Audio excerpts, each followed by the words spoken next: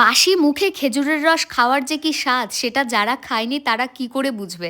আর যারা যারা এখনো পর্যন্ত এই মূল্যবান স্বাদের থেকে বঞ্চিত আছো তাদেরকে বলবো প্লিজ একবার ট্রাই করো। শুভ তো কোনোদিনও খেজুরের রস খায়নি, এই প্রথমবার কিন্তু ও খেজুরের রস ট্রাই করলো। আমি যেহেতু ছোটোবেলা থেকে গ্রামেই বড় হয়েছে তাই সত্যি কথা বলতে কি ওই ২০ বাদে আমার সব কিছুই ট্রাই করা।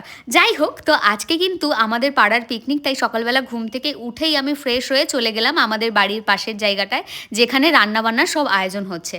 আমি আর আমাদের পাশের বাড়ির আন্টি মিলে টমেটো পেঁয়াজ সব আগে থেকেই কেটে রাখছিলাম। তখনও পর্যন্ত কেউ আসেনি, বাইরের ওয়েদারটা দেখে বুঝতেই পারছো এখনও সূর্যি মামারও দেখা নেই। যাই হোক, তোমরা অনেকেই আমাকে কমেন্ট করেছিলে দিদি তোমার ভিডিওতে আমাদের নামটা নিও। নিকিতা জামশেদপুর থেকে, হাওড়া থেকে সোমা, অঙ্কিতা দক্ষিণ দিনাজপুর থেকে আর সুরেজা বোলপুর থেকে। Thank you so much. তোমরা এত দূর দূর থেকে আমার ভিডিও দেখো, যদি কখনো অশোকনগরে আসো নিশ্চয়ই আমাকে বলো, তোমাদের সাথে দেখা হলেও ভীষণ ভালো লাগবে।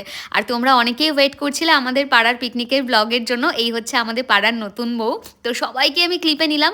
স্নেহারা অলরেডি ব্রেকফাস্ট করতে বসে গেছে। ব্রেকফাস্টে ছিল ফুলকপি আলুর তরকারি আর সাথে ফুলকো ফুলকো লুচি। আর আমি কি করে আর পরিবেশন না করে থাকি বলো, সকাল থেকে এত কাজ। বাট হ্যাঁ, সব কিছুরই কিন্তু আমি ক্লিপ নিয়েছি যাতে তোমাদের সাথে শেয়ার করি। এমন কোনো কাজ আমি করিনি যেটার আমি প্রমাণ রাখিনি।